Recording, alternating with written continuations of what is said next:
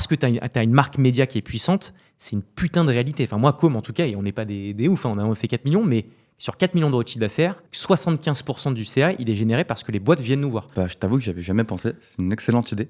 Du coup, il y a quand même ce stress de dire, si dans 3 mois, j'ai pas fait un nouveau partenariat, comment je paye les bureaux, quoi. Bonjour à toutes et à tous, j'espère que vous allez bien. Bienvenue dans votre nouvel épisode du podcast Scale Myself. Et aujourd'hui, c'est un épisode un peu particulier puisque potentiellement, je ne suis que dans vos oreilles. Mais pour d'autres, je suis aussi en vidéo puisque j'ai décidé de faire un épisode spécial aujourd'hui. Je sais plus quel épisode on est, mais on a quand même pas mal avancé dans les saisons.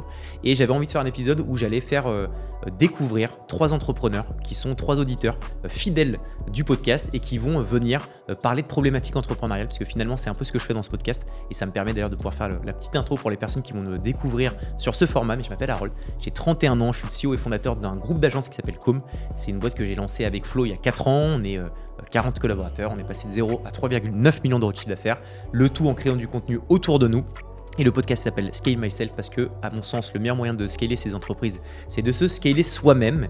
Et donc aujourd'hui, encore une fois, l'épisode est un peu particulier. On va avoir 3 personnes qui vont venir, qui vont nous parler pendant une minute de leur projet, de leur entreprise, de leur activité. Et puis ensuite, elles vont parler de problématiques et on va essayer de répondre à ces problématiques. J'espère que ça vous apportera quelques réponses à des problématiques que vous avez également. Je vais découvrir les entrepreneurs, je vais découvrir leur activité, je vais découvrir leurs problématiques. Donc ça se trouve, je vais être plus ou moins pertinent. De toute façon, c'est la famille qui écoute ce podcast.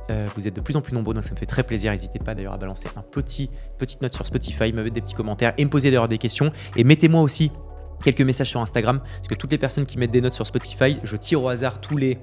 Je peux encore déterminer avec Léo, peut-être 6, 8, 10 épisodes. Je ferai des interviews comme ça filmées avec des auditeurs, auditrices tirés au hasard. Donc n'hésitez pas à me donner un peu de force et on va découvrir le premier entrepreneur. C'est parti. Joseph, comment tu vas ?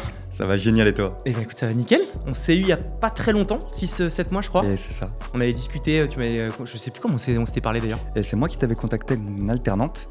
Exact. Et je me posais plein de questions sur le modèle économique des médias. Et tu m'avais gentiment répondu après un beau combat de boxe bien rouge. C'est vrai, je me rappelle, j'avais la gueule défoncée. Ok, bon, écoute, cool. L'idée, aujourd'hui, tu le sais, c'est que tu es un fidèle auditeur du podcast Scale Myself et je te remercie vraiment. Ça me fait grave plaisir de te recevoir sur le premier format un peu particulier aujourd'hui, parce qu'on est ensemble, on est sous format vidéo. Et l'idée, on a une demi-heure ensemble, c'est que tu prennes 1 minute pour expliquer qui t'es à toutes les personnes qui vont te découvrir aujourd'hui. Et puis ensuite, on va débattre d'une problématique un peu globale que tu as. Et puis ça va en découler sur plein d'autres sujets, plein d'autres problématiques. Et on refait le monde pendant une demi-heure. Et puis l'idée, c'est que j'essaye au mieux, qu'on essaye d'apporter un max de solutions sur ta problématique. Je suis très chaud. Ça te chauffe ? Je suis très chaud. Vas-y, let's go. C'est à toi de jouer. Tu as 1 minute pour te présenter. Harold, moi c'est Joe. Vous pouvez m'appeler Joe, 28 ans, de Paris. Moi, études de commerce, tu vois, très tchatcheur, commercial dans la vente. Mais mon vécu personnel avec le deuil du papa, la dépression, compagnie, m'ont fait orienter dans le domaine de la santé mentale. Et il y a 3 ans maintenant, j'ai monté le média On Parle de Tout. Donc c'est un média vraiment dédié aux jeunes de 15 à 30 ans pour leur donner la parole et pour sensibiliser toute la jeunesse à parler de santé mentale. Donc on peut louer des studios comme on est aujourd'hui, des studios un peu plus grands en mode un peu TV show. On fait venir des jeunes, on fait venir des pros de la santé, sexologues, addictologues, psychologues. On parle de vraies thématiques très joyeuses. Tu connais la dépression, l'anxiété. On adore. Seulement. On prend les meilleurs conseils et on les met sur le net. Et ça fait 3 ans que je fais ça, 3 ans que je kiffe, qu'il y a autant de plaisir que d'adrénaline et de stress. Et ça fait maintenant 1 an que j'arrive à peu près à gagner ma vie avec. Il y a des mois, c'est plus compliqué. Je gagne pas encore des millions d'euros, mais ça va venir. Et aujourd'hui, c'est vrai que je me questionne beaucoup sur le modèle économique. Ok, donc le modèle, donc mortel, peut-être juste en quelques chiffres. Du coup, tu as dit ça fait 3 ans que tu l'as lancé. Ouais. C'est combien d'abonnés ? Parce que ça va forcément faire partie aussi des sûr. réponses à certains problèmes, je pense. Aujourd'hui, c'est cool. On a le premier compte. On a dépassé la grosse émission. Tu vois, ça commence aujourd'hui sur TikTok. On a 580 000 jeunes qui nous suivent. Sur Insta, on est bientôt à 65 000. Ok. YouTube, 20 000. Là, on commence sur Dailymotion, Snapchat. On se développe vraiment partout.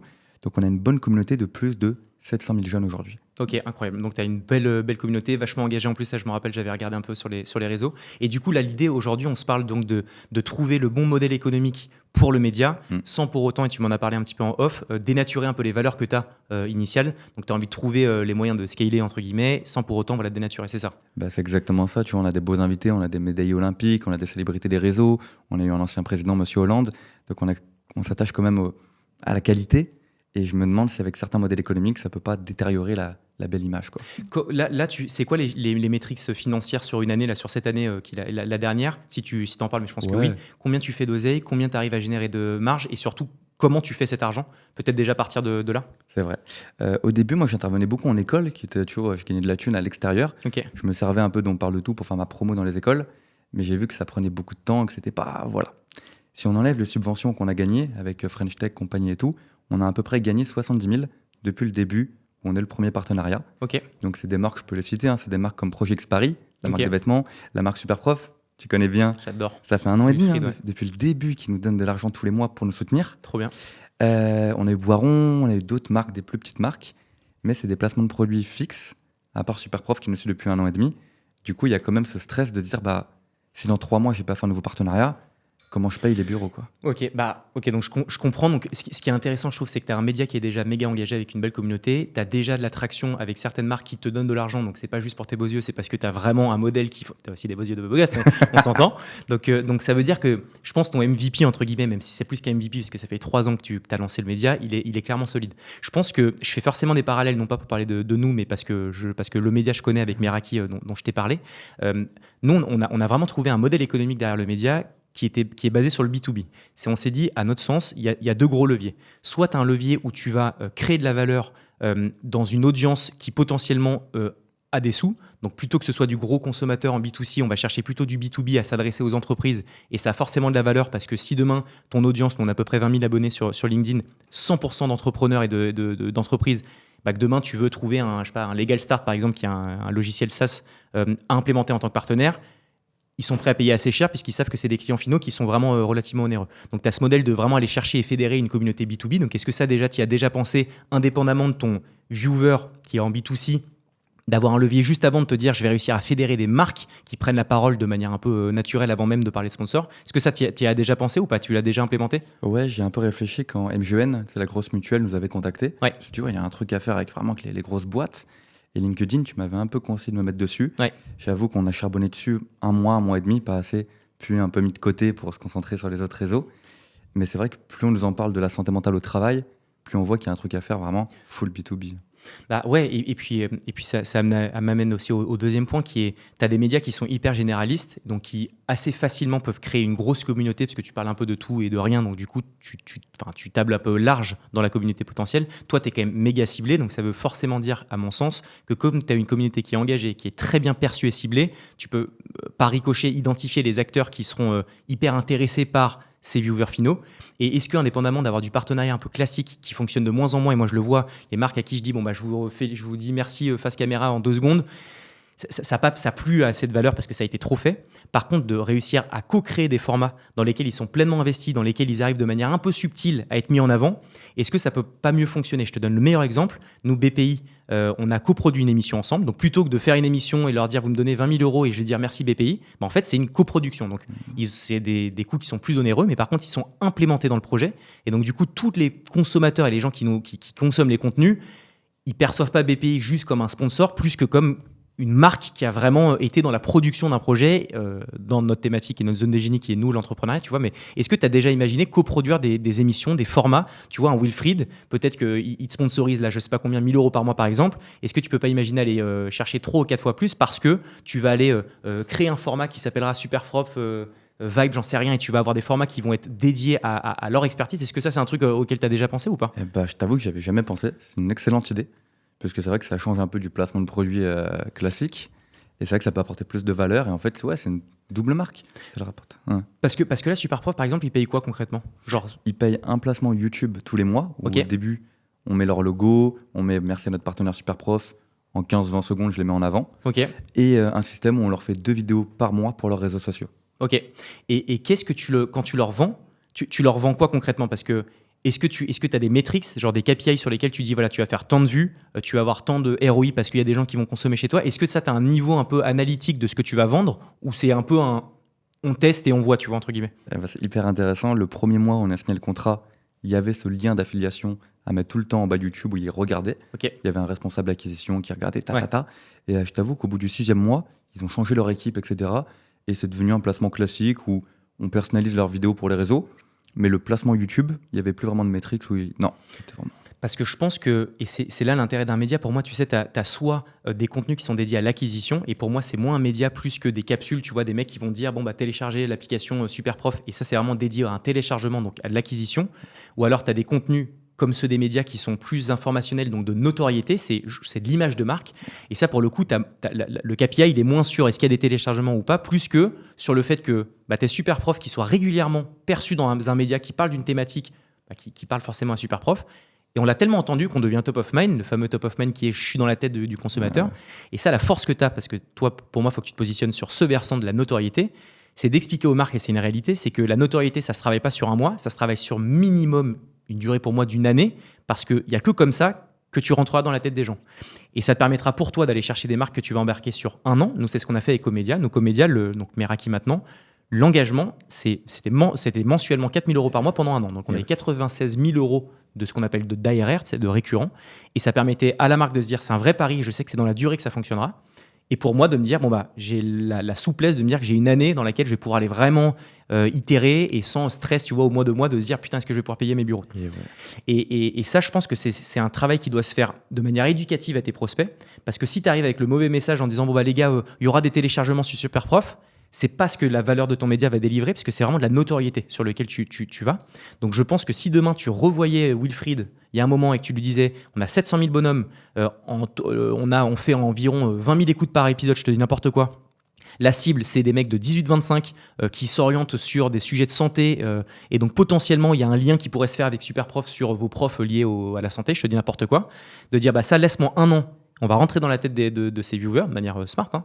Et c'est ça que je vends plus qu'encore une fois une KPI de téléchargement sur lequel Wilfried va peut-être venir te voir au bout de 2 mois et te dire je comprends pas, il n'y a pas de téléchargement parce qu'en fait, c'est pas ce que tu vends. Tu vois ce que je veux dire ou pas ? J'aime beaucoup ce format, j'aime beaucoup. Très très belle idée. Et c'est vrai que j'avais jamais pensé l'idée de ok, c'est plus mon plateau, c'est le plateau de moi et de la marque en face. Et au bout d'un an, tu as raison parce qu'on voit qu'au bout de 4 mois, il y a un début de résultat. Et en fait, il faut parler au bout d'un an. Ouais. Ça, j'en parle pas assez. Bah, je pense donc dans la durée, de vendre de la notoriété plutôt que de l'acquisition. Et le dernier truc que tu peux potentiellement faire, c'est un même modèle que tu vois Asphalt, la marque de fringues fait. C'est Asphalt, elle ne produit pas de fringues tant qu'elle n'a pas vendu. Donc c'est du préachat.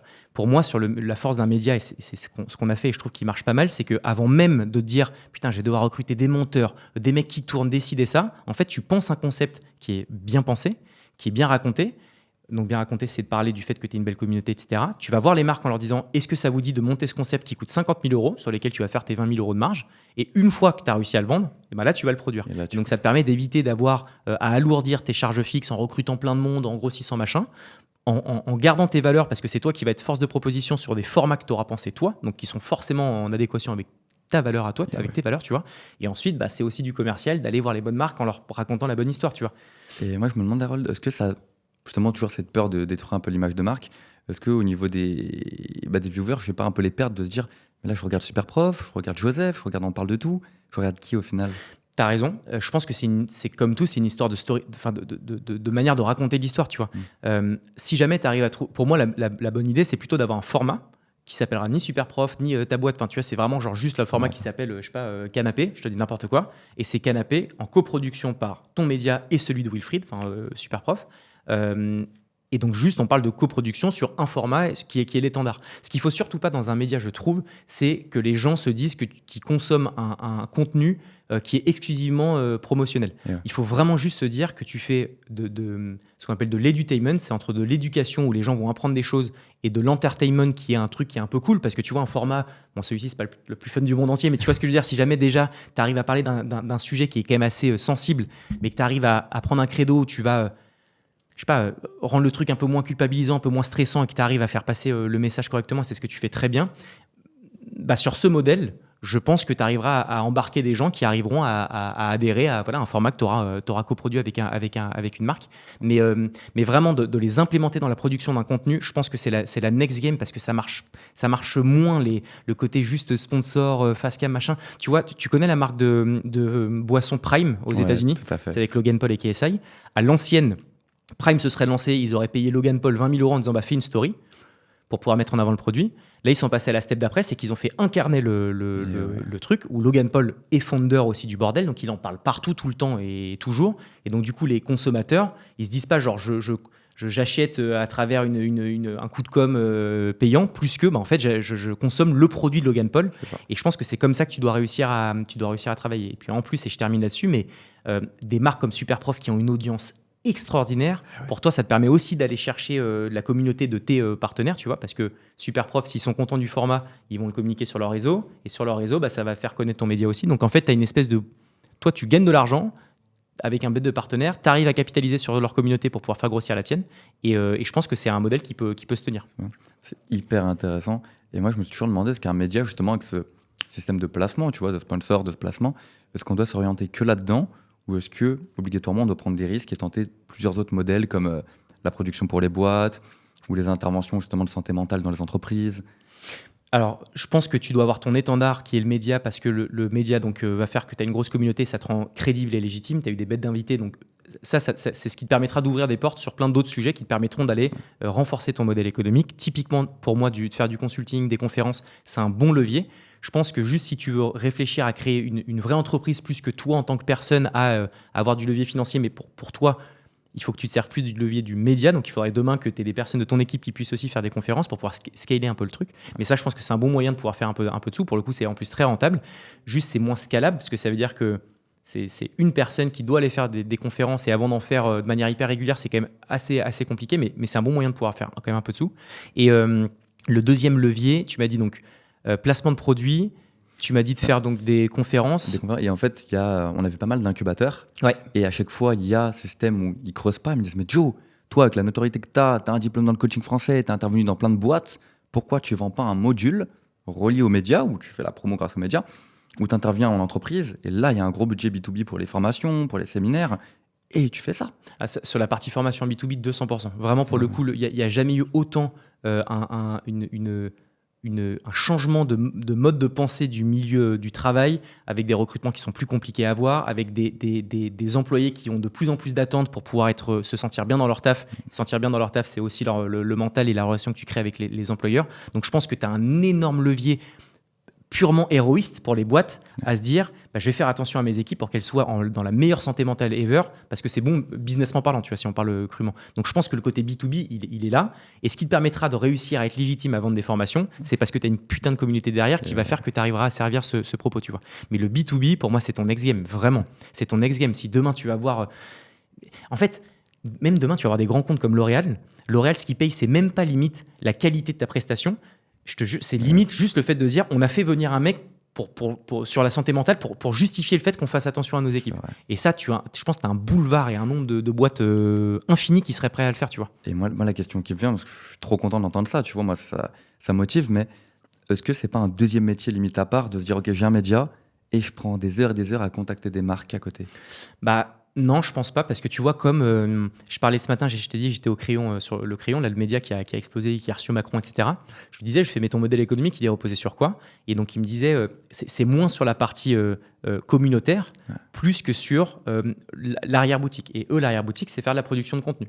Ils vont arriver en disant je me rends visible, donc les marques disent putain mais attends le Crayon c'est incroyable, et derrière ils vont dire on peut s'occuper de faire de la production de contenu pour vous derrière, et c'est là où tu as l'oseille financier. Donc pour moi ta vitrine, encore une fois, c'est la communauté, c'est le média, mais derrière ce que tu vends et qui est rentable et qui te permettra d'aller chercher de la croissance, c'est finalement ta formation en B2B et le fait que tu ailles faire du sales et autres, parce qu'en vrai de vrai, si tu veux grossir, il y a un moment où il faut faire du sales, il y a un moment où il faut que tu vendes quelque chose sur lequel tu fais vraiment de l'oseille. Et tes consommateurs, tes viewers, c'est pas eux qui vont te filer de l'oseille. Eux, ils veulent juste consommer des contenus hyper intéressants et that's it, tu vois, chez eux, poser sur YouTube.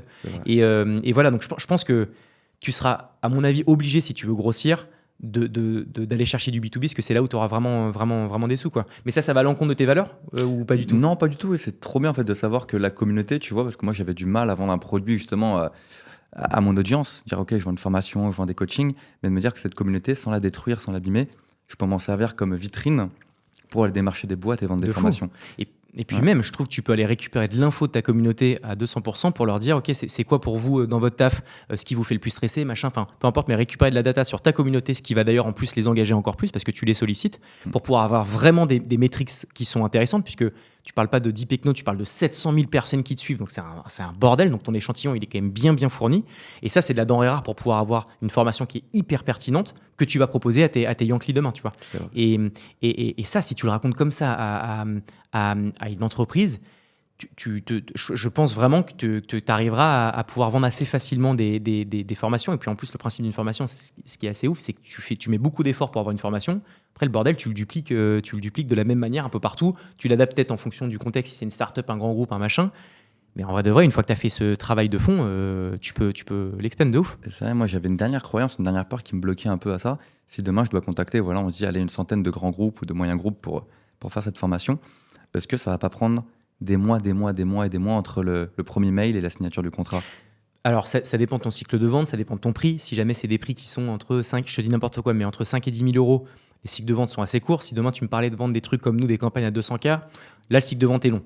Mais des trucs qui sont très actuels, donc où tu n'auras pas forcément beaucoup d'éducation à avoir auprès de tes prospects parce qu'ils sont très très aguerris au fait qu'il faille y mettre de l'attention. Tu as un panier qui est à 5, 7, 10 000 euros. C'est quand même assez facilement activable dans des entreprises. Je pense que ça va assez vite. Et puis encore une fois, on y revient sur le média. La puissance que tu as, c'est qu'il faut que tu arrives à réussir à générer de l'inbound marketing. Donc c'est que les clients, tu es tellement visible qu'ils vont venir te contacter. Nous, ça a été la stratégie de Com. C'est là où juste, je pense qu'il faut que tu arrives à avoir un angle un tout petit peu plus B2B sur ton média. Peut-être garder ce volet B2C grand public qui est très bien.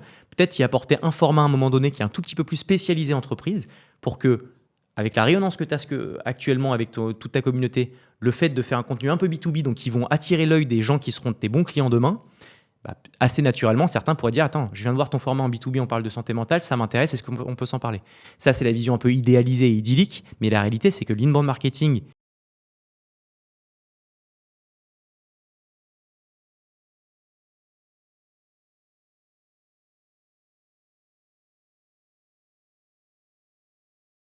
et donc là, tes délais, ils sont raccourcis. Tu n'as pas besoin de sortir la trompette, le truc pour essayer de vendre parce qu'en fait, tu as montré ce que tu as déjà su faire et l'expertise que tu maîtrises au travers de ton média. Et donc, du coup, ça va méga vite. Donc, je pense, capitalise sur ton audience, fais un format B2B qui t'arrive à faire en coprod avec une boîte qui te permettra de mettre un peu d'oseille pour aller faire un format qui est bien, bien épais. Et à partir du moment où tu as ça, tu vas essayer d'aller faire ça c'est un petit peu ton ton cheval de Troie. Et une fois que tu es dans les marques, tu peux dire attends, je peux m'occuper de faire un consulting 2 fois par trimestre dans vos équipes pour s'assurer que ça se passe bien, plus Tu vois ce que je veux dire? Ouais, mais cette discussion, elle me fait grave comprendre que moi, j'étais dans un stade où je me suis reposé un peu sur la création de contenu, à faire grossir l'audience. Mais une fois que tu as une grosse audience, faut arrêter de créer, faut y aller, quoi. Pour moi, tu as fait le plus dur, honnêtement. Ouais. Pour moi, tu as fait de réussir à monter une communauté hyper spécialisée tu m'as dit 500 000 au total. 700 000, hein, ouais. Non, mais t'imagines, c'est un bordel. Ouais. Donc ça, c'est un avantage comparatif énormissime et c'est un asset qui est d'une puissance non négligeable. Et je pense que la step d'après, ça va être de réussir à séduire et surtout d'adapter ton discours vraiment en B2B. C'est une histoire à raconter. C'est ça qui est ouf, c'est que peu importe parfois le produit ou le service que tu vends, si tu le racontes d'une manière ou d'une autre, tu arriveras plus ou moins bien à le vendre. Donc je pense que juste essayer voilà, encore une fois, penser à un format qui est un peu plus B2B qui va séduire ses audiences. Et puis ensuite, petit à petit, je pense que facilement et naturellement, tu arriveras à trouver des personnes qui vont réussir à mettre l'oseille pour pouvoir avoir et bénéficier de ton expertise et de ton savoir. Mais tu es sur un credo qui est tellement actuel et qui va perdurer. La santé mentale, c'est un truc de ouf. C'est quoi tes formats? Je sais pas combien de temps il nous reste, mais c'est quoi tes formats phares? Il reste un peu de temps. C'est quoi tes formats phares là sur le média existant, ceux qui cartonnent le plus? Le format qui a super bien marché, c'était 4 jeunes sur le plateau. On va dire, on parle de problème sexuel des jeunes. 4 jeunes sur le plateau, un sexologue, un animateur plutôt beau et rigolo, moi, qui est là. Normal, c'est et tu vois, j'arrive sur le plateau, t-shirt noir floqué, ancien précoce. On raconte tous un problème sexuel qu'on a eu dans notre vie. trop stylé. Pam, pam, pam. Et le sexologue, il est là pour donner des vraies solutions. Ce qu'il faut faire dans ce cas-là, c'est ta. On met les meilleurs extraits et là, ça cartonne. Les jeunes partagent, les jeunes commentent. Tu m'étonnes. Il y a de l'engagement. On a eu des marques un peu reliées au sexe, sextoy et compagnie qui nous contactent suite à ça. Ok. Et ce genre de format, il cartonne énormément. Alors, moi, je trouve le format incroyable pour le coup, vraiment très stylé. Direct, j'ai pensé à soit sextoy, des Durex et autres. Admettons, et c'est le cas, elles te contactent. C'est quoi la next step? Elles te disent quoi? Elles te disent incroyable, est-ce qu'on peut sponsoriser, etc. C'est quoi la step d'après Et voilà, c'est très marrant parce que c'était une marque, c'était un des deuxièmes leaders en France, contacté pour mettre des produits sur le plateau justement. Ok. Ils ont un budget fixe, c'était 3500 je crois à l'époque, mais un placement fixe une fois, tu vois. Ok. Jamais de la vie dans ma tête, je me suis dit pourquoi leur pas demander un partenariat à l'année. Là t'arrives. Imagine que c'est Durex. Tu leur dis, les gars, ça c'était le MVP. On fait un truc qui s'appelle le Durex Show. Je te montre le petit logo qui sera en néon, machin, etc. C'est brandé Durex. Tu auras même la question Durex du jour avec un truc qui est rattaché à eux, avec une anecdote un peu gaulerie sexuelle, machin. Mais là, c'est en termes de notoriété pour une marque comme ça, c'est du next game. Et là, tu leur expliques que pour qu'un format fonctionne dans la durée, c'est pas en one shot, c'est pas 3 formats, c'est une vingtaine dans l'année. Mais laisse tomber. Je t'ai dit, non, sur un début de média, on a réussi à embarquer 2 marques qui ont payé 4 000 € au début, hein, tout début de Comédia. Maintenant, c'est 8 000. Donc c'est pour ça que j'ai dit 96 000, parce que c'est 8 000 € par mois. 4 000 € par mois pendant un an. On avait 2 sponsors. Déjà tu arrives à te faire quasiment 100 K d'ARR. Ça, mais avec ta communauté, mais laisse tomber. Mais laisse tomber, tu peux largement le faire, tu vois. Donc je pense, recontacte Durex ou l'autre marque et dis-leur. Tu leur dis, j'ai posé un concept, tu leur montres un deck qui est vraiment solide, tu leur parles de l'histoire à raconter en une slide de le Durex Show, c'est quoi. La deuxième, c'est quelles sont les métriques attendues. Donc là, tu parles de ta communauté, tu regardes les vidéos que tu as faites et à peu près à combien elles engagent, machin. Et donc, tu montres que tu as des KPI qui sont assez tangibles. Ouais. Et tu leur dis, on va s'accompagner donc soit sur 4 mois, soit sur 12 mois avec un tarif qui est dégressif. Sur 4 mois, le nombre de vues attendues, c'est X millions de vues, dont X millions qui sont vus par votre cible, qui sont les mecs de 18-20 ans. Je te dis vraiment nimp, mais on s'entend. Et puis, tu mets le prix derrière. Mais laisse tomber. Mais moi, limite, je suis chaud, je te le vends le truc, je te prends 10% du bordel. Non, mais en vrai de vrai, pour moi, tu as une denrée rare. Vraiment. Et en plus, j'adore. Tu vois, je connaissais même pas ce format que tu avais fait en mode. Je trouve ça déclassé. D'un sujet où tu as l'impression que c'est les gens en costard cravate, coincés du fion qui vont en parler. Toi, tu arrives à avoir le peps un peu jeune, gaulerie du truc. C'est incroyable. Là, tu m'as motivé à le faire avec Superprof parce que c'est vrai que je voyais pas la continuité du partenariat qui, en plus, là, est en train un peu de changer. Je t'en parlerai après. Mais leur proposer ce format de Superprof Show avec à chaque fois, on va dire, un quart de l'émission dédié à parler à leur culture, de ça, de fou. C'est très très chaud, très très chaud. Ah, franchement, de malade. Et là, l'émission sur le truc un peu de sexe, machin, etc. Type Durex, je te jure, c'est obligatoire qu'ils cherchent à séduire une communauté. Toi, ta communauté, elle est relativement jeune. C'est quoi le 18-35 ans à 70%. Putain, c'est incroyable. 18-35. Ouais, 35. C'est cool parce que c'est quand même, c'est pas du 18-19 ans genre pro Gen Z, c'est quand même assez macro, donc c'est cool. Et ok, et t'as quoi d'autre comme format juste? J'ai ce format-là, il y a le format one-to-one, tu vois, on est comme ça, où j'invite par exemple Monsieur Hollande, on va parler de dépression, de deuil. Monsieur Hollande, quoi, François le sang, ok. Et il y a le format plus pro, où justement il y a un psychologue qui vient et on parle purement d'une thématique. Ok. Et purement comment là. Et après il y a le format plus chill, plus rigolo, micro-trottoir, face caméra, où je vais parler des troubles alimentaires, etc. Ok. Et alors là, on a parlé juste du format sur lequel tu m'as parlé du modèle économique, sur un autre format qui a, par exemple, un petit peu plus corporate, sur lequel tu invites une personnalité. Là, tu as un sponsor derrière ça ou pas? Et non, on avait les sponsors pour la globalité, comme la marque Progix, où je devais porter les vêtements pour chaque invité. Okay. Mais on n'a pas eu de sponsor pour un invité cible ou un format. Ok. Après, tu peux réfléchir soit à un sponsor qui est dédié à un format, soit un sponsor qui est vraiment engagé sur ta marque au global, tu vois, et qui transpire vraiment de ton média, qui lui ne mettra pas les dizaines, voire même centaines de milliers d'euros pour avoir une communauté comme la tienne, parce que ça s'achète pas, ça c'est un truc qui se fait dans la durée, et tes 3 ans de charbon, les marques, c'est compliqué pour elles. Donc si elles arrivent en disant, il y a déjà cette communauté, et je parie sur le bonhomme, en me disant, ok, c'est sur lui que j'ai envie de parier le gros cheval, et je vais grossir avec lui, tu peux réussir à peut-être taper un peu plus large. Après, la diversité de tes formats, ça a un avantage et un inconvénient. L'avantage, c'est que tu peut toucher des cibles un peu différentes. L'inconvénient, c'est que c'est un peu moins ciblé. Donc, une marque qui veut te sponsoriser pour un truc un peu lié à la sexualité, elle s'en bat peut-être un peu les yeux de ton truc un peu plus corporate. Tu vois ce que je veux dire? Ouais. Donc ça, c'est à voir. Mais putain, t'as du François Hollande et tout. Franchement, c'est un bordel. Et sur LinkedIn, t'as arrêté parce que tu voyais pas forcément de traction? Ouais, vraiment, on était arrivé à une centaine, 200 abonnés en un mois et demi sur le compte pro. Le compte perso, ça va, il a se développé entre 5 000 et 10 000 personnes. Mais ouais, le pro, j'ai abandonné. Ok. Ça voulait pas se développer. Ok. Après, ce que tu peux faire, c'est que sur LinkedIn notamment, le LinkedIn pénalise les pages entreprises parce qu'elles veulent qu'elles compensent en mettant du budget média, parce qu'elles savent que c'est les entreprises qui ont de l'argent, donc elles font un algo qui est un petit peu moins poussé pour les pages entreprises. C'est pour ça que ça n'a pas scalé de ouf. Par contre, je pense que ton média sur LinkedIn, il doit être porté par toi. Il y a un format que tu vas pousser, comme un interview face à face. Invite le top 5 des plus gros créateurs de contenu LinkedIn qui viennent de parler de sexualité, de santé mentale. Tu prends tous les gros de LinkedIn. Là, ça peut, ouais. Si tu fais un format qui est beau, tu as un bel espace machin, les mecs vont vouloir les balancer sur les réseaux. Il y a un mec que j'adore qui a fait ça, que je suis passé sur son podcast, c'est Mike. J'ai oublié le nom de son podcast, qui est aussi sur la santé mentale et autres. D'ailleurs, vous devrez peut-être avec le petit décor, avec le bois derrière. Exactement. Oui, exactement. Et c'est ce qu'il a fait. Et puis ensuite, il a shorté tous les contenus qu'il a balancés sur LinkedIn et laisse tomber, il a explosé en je sais pas combien de temps. Mais LinkedIn, je pense que pour vraiment ce sujet garantie B2B et aller chercher un peu de financier, essaye d'y avoir un petit peu plus de traction et mets-y un peu d'effort, je pense. Surtout que tous les formats que tu fais sur tes autres réseaux sur lesquels tu capitalises, en vrai de vrai, tu n'as plus qu'à les poster sur LinkedIn et au pire, tu commences par là et puis à un moment donné, tu feras des contenus qui seront peut-être dédiés à cette plateforme, tu vois. Mais voilà, donc franchement, la finalité, c'est que c'est incroyable. Je pense que tu as un diamant brut, vraiment. J'espère que les quelques petits tips t'ont aidé. Et trop chaud pour moi, chaud pour s'en parler, même pour s'en parler un peu, tu vois, parce que je pense qu'il y a même quelques petites portes que je peux peut-être t'ouvrir qui pourraient être vraiment cool avec des marques là que j'ai en tête, tu vois, qui pourraient être intéressées par ça. Mais la marque média, c'est en train d'exploser. Donc, si tu as une communauté engagée, tu as vraiment le moyen de faire de Tu m'as bien remotivé là, je suis très content. Vas-y, j'espère. Non, mais en plus des conseils, c'est vrai que la motivation, c'est important. Et là, tu m'as bien montré qu'il y a plein de modèles économiques et d'avoir ce format au long terme, même ça sécurise, ça fait du bien mentalement et ça motive. Non, c'est ouf. Et là, tu es un solo fondeur, tu es tout seul là Je suis tout seul. Ok. Et c'est pas ça qui tu arrives à bien gérer tes hauts et tes bas, tu te sens bien solo dans l'aventure entrepreneuriale? Je suis bien, c'est vrai que parfois j'ai besoin d'un coup de pouce mental, tu vois, ce qui est normal. Mais j'ai pas trouvé une bonne personne à qui m'associer, parce que c'est un projet de cœur de base et la santé mentale, c'est particulier. On va dire que l'équipe est là pour me pousser. Ok, parce que c'est vrai qu'après, ça c'est toujours un débat de se dire est-ce qu'on entreprend seul ou pas. Moi perso, je pense que j'arriverai pas à entreprendre seul, après c'est des traits de caractère. Mais tu vois, quand je vois avec Flo, donc le cofondateur de Com, moi je rêvais de faire une boîte dans la vidéo, je connaissais pas la vidéo, et il s'est servi de tout son savoir-faire, lui, des contenus, pour que moi je puisse me concentrer là où j'ai de la valeur sur la créativité, le sales, etc.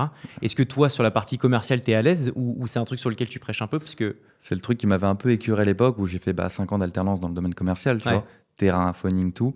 Ça m'a un peu écuré, mais c'est vrai que je me vois bien le déléguer peut-être au début avec petit budget stagiaire et après évidemment un mec à temps plein, quoi. Après, ça on pourrait refaire un autre épisode d'une demi-heure, mais sur le déléguer la partie commerciale à quelqu'un sur lequel il va faire... Parce qu'en fait, déléguer, c'est pas donner une mission. Déléguer, c'est créer le bon environnement pour que la personne puisse récupérer ton job. Et donner le bon environnement, c'est donner du contexte, c'est passer du temps, c'est investir court terme pour avoir un ROI long-termiste un peu plus important.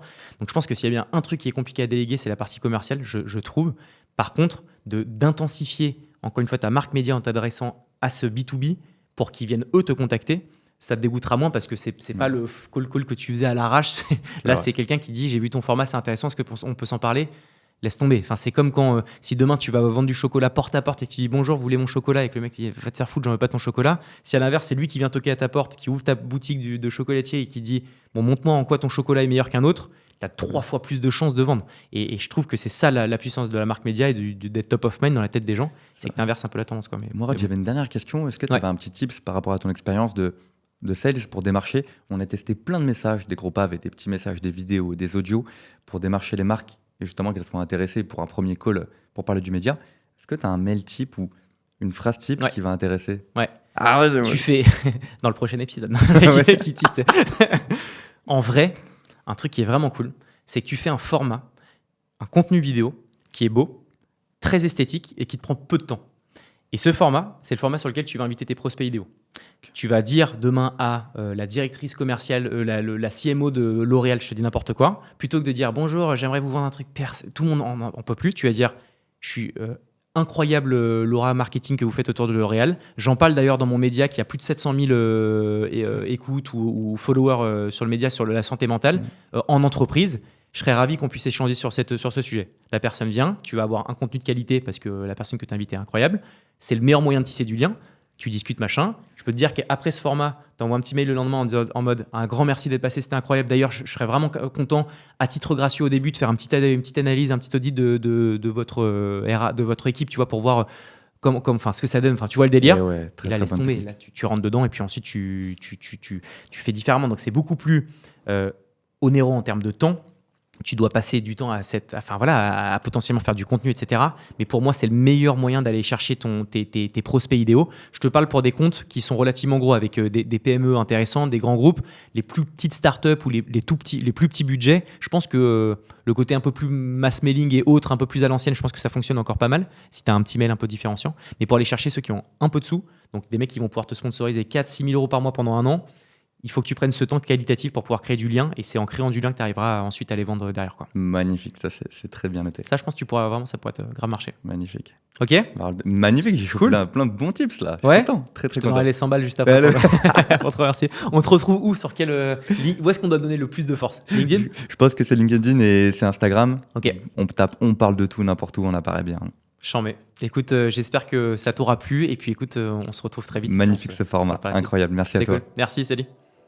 Voilà, j'espère que ce format vous aura plu. Donc en audio, j'espère que ce sera aussi captivant qu'en vidéo. Si jamais vous êtes en audio, n'hésitez pas à aller sur la chaîne YouTube pour pouvoir découvrir le format vidéo. Et puis pour les personnes qui nous regardent aujourd'hui, j'espère que le format vous a plu. On était dans un super bel environnement. On a découvert 3 profils hyper intéressants. N'hésitez pas à mettre en commentaire si jamais déjà vous voulez participer à l'émission. J'irai tirer au hasard dans les commentaires des personnes pour pouvoir participer à la prochaine session filmée. Et puis si jamais vous avez d'autres questions sur lesquelles on aurait pu passer un petit peu plus de temps, n'hésitez pas non plus. Et puis on se retrouve très rapidement pour un prochain épisode. Ciao!